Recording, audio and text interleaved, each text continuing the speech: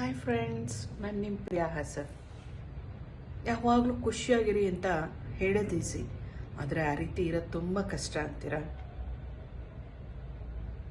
ಏನಪ್ಪ ಅಂದರೆ, ಇವಾಗ ನಾವು ಖುಷಿಯಾಗಿರ್ಬೇಕಂದ್ರೆ ಏನು ಮಾಡ್ತೀವಿ? ನಮಗೇನಾದರೂ ಒಂದು ಕೆಲಸ ಆಗಬೇಕು, ಖುಷಿ ಆಗ್ತೀವಿ. ನಮ್ಮ ಮಗ ಏನೋ ಕ್ಲಾಸಿಗೆ ಫಸ್ಟ್ ಬಂದರೆ ನಂಗೆ ತುಂಬ ಖುಷಿ ಆಗುತ್ತೆ. ಯಾವುದಾದ್ರೂ ಒಂದು ಜಾಗಕ್ಕೆ ಹೋದರೆ ನಂಗೆ ತುಂಬ ಖುಷಿ ಆಗುತ್ತೆ. ಯಾವುದಾದ್ರೂ ಒಂದು ಜಾಗಕ್ಕೆ ಹೋಗ್ತೀವಿ, ಅಲ್ಲಿ ಎಷ್ಟು ದಿನ ಇರ್ತೀವಿ? ಒಂದು 2 days 3 days 4 days, ಆಮೇಲೆ ಅಲ್ಲಿ ಬೋರ್ ಆಗುತ್ತೆ. ಅವಾಗೇನು ಅನಿಸುತ್ತೆ?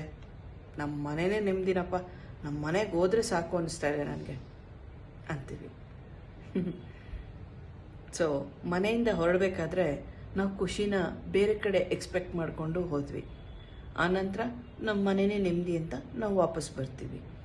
ಹಾಗೆ ಯಾವುದಾದ್ರೂ ಒಂದು ಕೆಲಸ ಆಗಲಿ ಬಿಡಲಿ, ನಾವು ಖುಷಿಯಾಗಿರೋವಂಥ ಒಂದು ಮನಸ್ಥಿತಿನ ಬೆಳೆಸ್ಕೋಬೇಕು. ಈ ಒಂದು ಎಲ್ಲ ಎಕ್ಸ್ಪೆಕ್ಟೇಷನ್ಸ್ ಇಟ್ಕೊಂಡು ಆ ಎಕ್ಸ್ಪೆಕ್ಟೇಷನ್ ಆಗಲಿಲ್ಲ ಅಂದಾಗ ನಾವು ಡೆಫಿನೆಟಾಗಿ ಅಪ್ಸೆಟ್ ಆಗ್ತೀವಿ. ಅದಾಗಬಾರ್ದು. ಅದು ಯಾವಾಗ ಆಗಲ್ಲ ಅಂದರೆ, ನಮಗೇನೇ ಆಗಲಿ ಬಿಡಲಿ, ನಾವು ಇದ್ದಲ್ಲೇ ಖುಷಿಯಾಗಿರೋವಂಥ ಒಂದು ಮನಸ್ಥಿತಿನ ಬೆಳೆಸ್ಕೊಂಡ್ರೆ ನಾವು ಯಾವಾಗಲೂ ಹ್ಯಾಪಿಯಾಗಿರ್ತೀವಿ ಅಲ್ವಾ friends? Have A great day.